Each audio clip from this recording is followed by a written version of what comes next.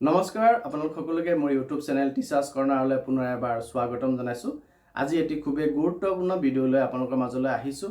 Kindly ভিডিঅ'টি শেষলৈকে চাব, চাই ভাল পালে লাইক আৰু শ্বেয়াৰ কৰিব আৰু চেনেলটি যদি এতিয়াও ছাবস্ক্ৰাইব কৰা নাই এনে ধৰণৰ ভিডিঅ'বোৰ পাই থাকিবৰ কাৰণে কাইণ্ডলি ছাবস্ক্ৰাইব কৰিব।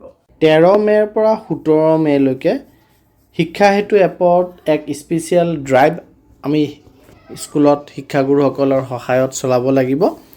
আৰু এই স্পেচিয়েল ড্ৰাইভ চলোৱাটো আমাৰ কাৰণে খুবেই গুৰুত্বপূৰ্ণ আৰু প্ৰয়োজনীয় হয়।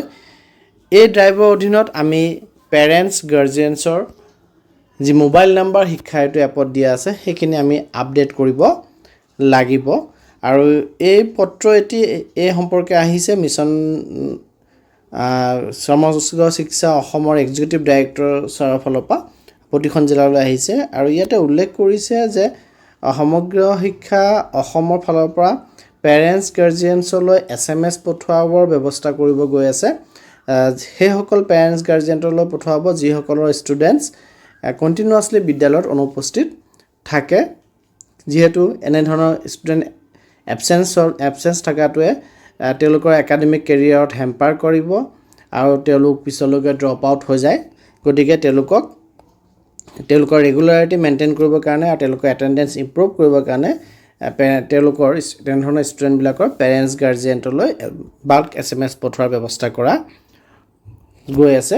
আৰু এই বাল্ক SMS পঠাবৰ কাৰণে তেওঁলোকৰ যি মোবাইল নাম্বাৰ আছে সেই মোবাইল নাম্বাৰবোৰ শুদ্ধ হোৱাটো খুবেই প্ৰয়োজনীয়। গতিকে এক মেচিভ স্পেচিয়েল ড্ৰাইভ চলোৱা হ'ব 17 মে'লৈকে 13 মে'ৰ পৰা।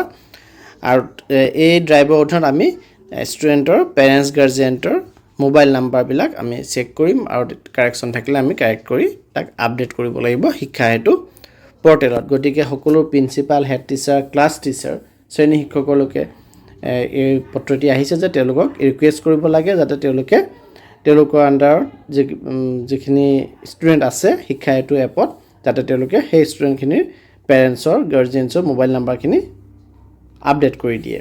গতিকে এই কামটি খুবেই ইম্পৰ্টেণ্ট কাম হয়, কাৰণ আমাৰ যি ড্ৰপ আউটৰ ৰেট বাঢ়ি গৈ আছে বা স্কুলত ল'ৰা ছোৱালীসকল যি অনিয়মে উপস্থিত থাকে এই সম্পৰ্কে বহু গাৰ্জেনে গমো নাপায়, ঘৰৰ পৰা ওলাই আহে কিন্তু স্কুল আহি নাপায়।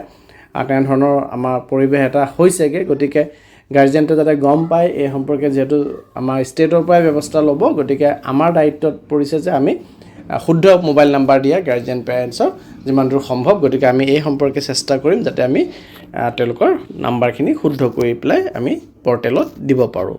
ধন্যবাদ।